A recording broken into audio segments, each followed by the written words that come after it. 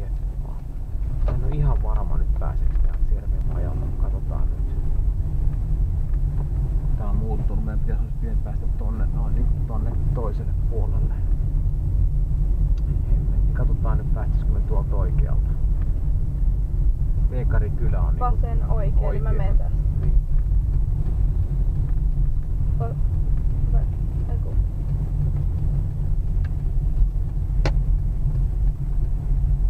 Joo, kyllä me täältä päästään sinne.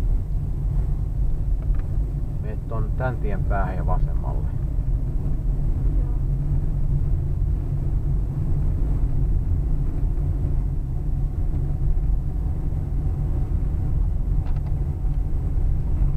Se on tuolla Veekarikylässä se Siervenmaja.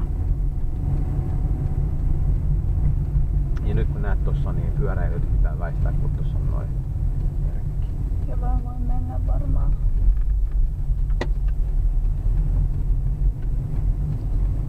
Oho, missä se menee tää kaista? Mitäs toi nyt?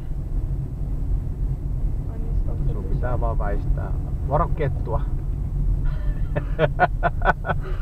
Ei oo todellista. Mitä sillä on suussa?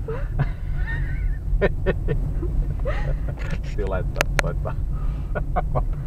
Veekarikylä, varo kettu.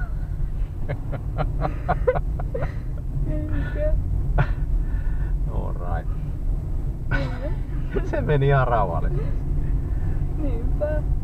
Varo kettua. Mut koiraa pienempää ei pidä väistää. Joo. Katsotaan mitä kautta me päästään sen Siervenmajalle. Meet tästä kierrät tonne. Ei vitsi, yleensä noit